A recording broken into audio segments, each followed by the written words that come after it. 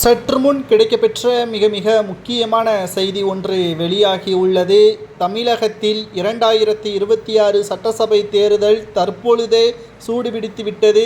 எடப்பாடி பழனிசாமி அவர்கள் தமிழகம் முழுவதும் சுற்றுப்பயணம் மேற்கொள்ள அனைத்து ஏற்பாடுகளையும் செய்து நேற்றே எடப்பாடி பழனிசாமி அவர்கள் அதற்கான அறிவிப்புகளையும் இன்று கோவையிலிருந்து தனது பயணத்தையும் தொடங்கிவிட்டார். முதற்கட்டமாக ஜூலை 7ஆம் தேதி முதல் 21ஆம் தேதி 32 மாவட்டங்கள் வரை செல்வதற்கான ஏற்பாடுகளை செய்ய திட்டமிட்டிருக்கிறார். குறிப்பாக தமிழகம் முழுவதும் சுற்றுப்பயணம் முடிந்த பிறகு தமிழகத்தில் திமுக 200 தொகுதிகளை வெற்றியடைவோம் என்று கூறிக்கொண்டிருக்கின்ற திமுகவினர்கள் கிட்டத்தட்ட எதிர்க்கட்சி அந்தஸ்து கூட இழக்க நேரிடும்.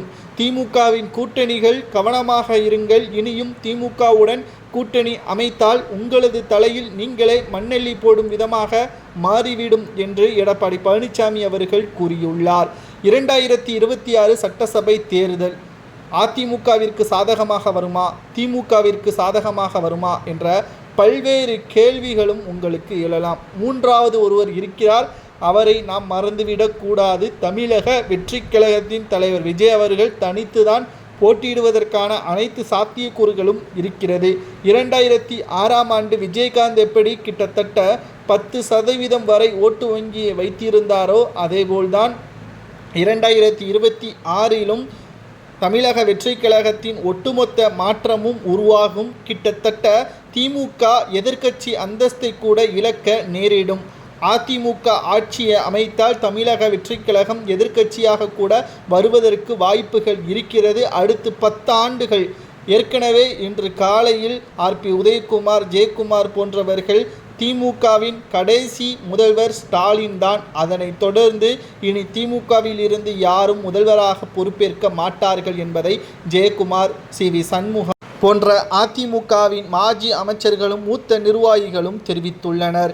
கிட்டத்தட்ட இது மிகப்பெரிய அளவிலான பரபரப்பையும் பேசுபொருளாகவும் மாறியுள்ளது.